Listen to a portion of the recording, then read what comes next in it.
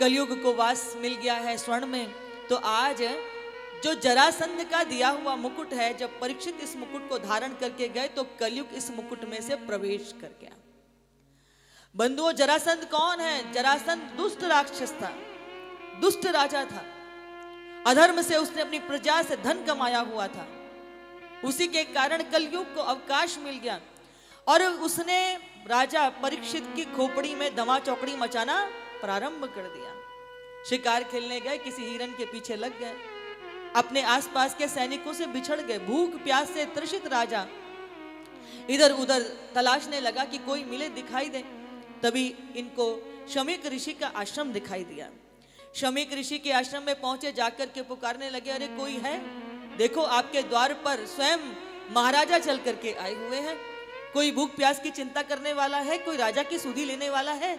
तब आगे देखा तो श्रृंगी ऋषि ध्यानस्थ बैठे हुए थे। ध्यान में बैठे हुए उन ऋषि को देख करके लगा, मैं इतनी देर से पुकार रहा हूं, चिल्ला रहा हूं, इनको सुनाई नहीं देता। अब कलयुग उदम मचा रहा है ना, तो भजन कर रहे हैं, तो श्रद्धा नहीं हुई कि प्रणाम कर लूं कि मैं यहां भूखा प्यासा खड़ा हूं और इनके जो है ध्यान में बैठे हुए, ध्यान में बैठे भी हैं कि नाटक कर रहे हैं। तो परीक्षा लेने के लिए इधर उधर देखा तो एक मृत सर्प पड़ा था।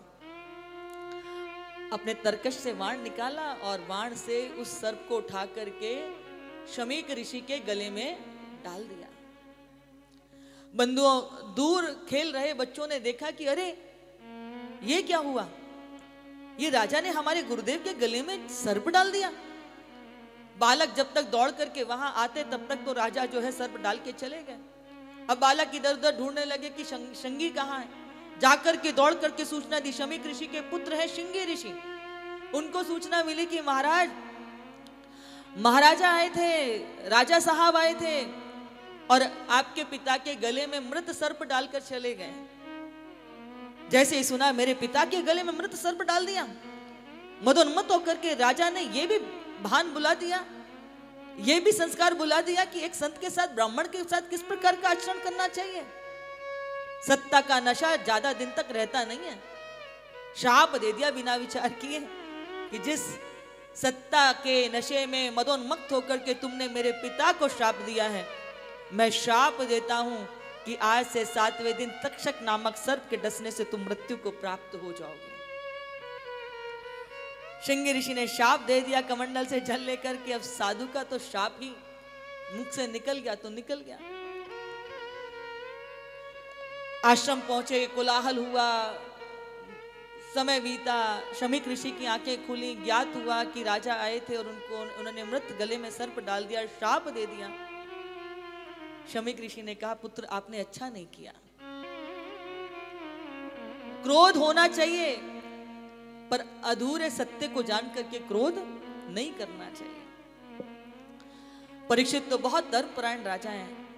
उनकी उस धर्मपरायणता के कारण ही तो हम सब आश्रमों में बैठ करके शांति से पूर्ण भजन कर रहे हैं। यदि धर्मात्मा राजा ना हो तो क्षेत्र में अराजकता फैल जाए, सज्जन शक्तियां त्राहिमाम करने लग जाएं।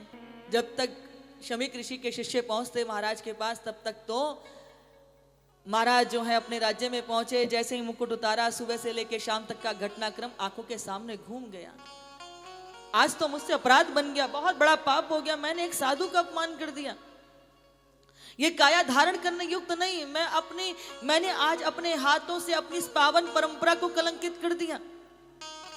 मेरे पूर्वजों ने मुझे एक आदेश दिया था कि कभी भी अधर्म मत करना, संतों का अपमान मत करना, और आज मैंने स्वयं कर दिया। अब ये काया, ये शरीर धारण करने युक्त नहीं है। मन में ऐसा विचार कर रहे थे कि तभी वो आगे बोले, महाराज आपको तो श्राप लगा है। राजा परीक्षित हंसने लगे, बोले मैं तो इस काया को एक क्षण के लिए भी धारण नहीं करना चाहता था, और आप कहते हो 7वें दिन तक्षक नामक सर्प के डसने से मृत्यु प्राप्त होगी। कोई व्यक्ति है ये कह सकता है कि मैं इतने दिन तक जीवित रहूंगा, लेकिन परीक्षित हृदय पे हाथ रख के कह सकता था कि 7वें दिन से पहले तो मृत्यु भी नहीं आएगी। जबकि हम जो सब लोग बैठे हुए ना, ये फ्रजाइल आइटम है, पानी, केरा, बुलबुला, असमानस की जात। ये बुलबुला पानी का कब फूट जाएगा, ये शरीर कब फूट जाएगा, किसी को नहीं पता। लोग बहुत सारे अच्छे कपड़े, जूते, चप्पल उठा के रखते हैं, अच्छे मौकों पर पहनेंगे। हाँ, अवसर अच्छा आएगा तब पहनेंगे। ज्यादा अच्छे अवसर की प्रतीक्षा मत कीजिएगा।